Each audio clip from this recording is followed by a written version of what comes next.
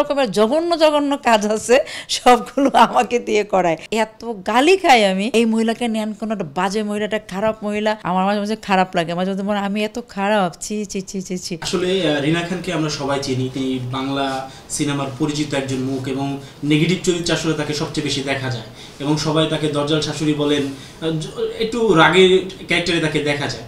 সেক্ষেত্রে আসলে আপনাকেও অনেকে বলে যে আপনি নাটক ইন্ডাস্ট্রিতে রিনা খান, কেন আসলে তার সাথে আপনাকে তুলনাটা করা হয়? আচ্ছা, নাটকে রিনা খান আমাকে বলে, এটা সবাই বলে। রিনা খান যেরকম ধরে মার তার কাট পাড়া এরকমটা আমার উপরে আসে, আজও সেম তাই হয়েছে। আসলে যত মারামারির সিন, যত ঝগড়ার সিন, বউকে অত্যাচার নির্যাতনের সিন, গর্ভবতী বউ খাট থেকে টান দেওয়া, ফেলে দেওয়া, পেটের মাঝখানে একটা মাইট দেওয়া, চুলের মুঠি ধরা, ঘর থেকে বের করে দেওয়া, খাবারে নানান যত রকমের জঘন্য জঘন্য কাজ আছে সবগুলো আমাকে দিয়ে করায়।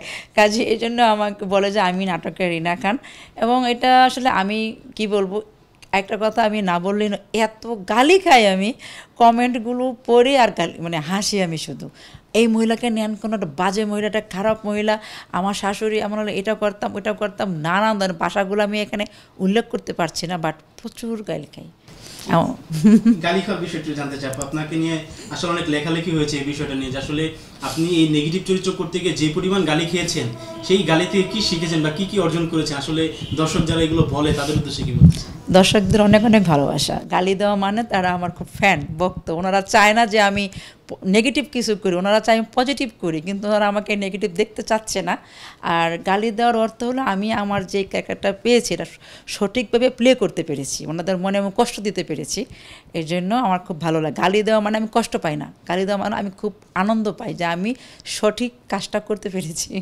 যখন নেগেটিভ চরিত্রগুলো করেন, সেগুলো যখন আবার স্ক্রিনে দেখেন, যদিও দেখার সুযোগ খুব খুব খুব কম হয়, ব্যস্ত থাকেন, ব্যস্ততার মাঝে যদি যদি দেখে থাকেন, কখনো কি মনে হয় যে আসলে আমি যে অত্যাচারটা করেছি বা এই মেয়েটার সাথে এই ধরনের অত্যাচার ছিল, আমার খুব খারাপ লাগছে, বা নিজেকে কখনো নাড়া দেয় কিনা? তবে একটা কথা আমি বলি, আমি কিন্তু আমার সব নাটক দেখি।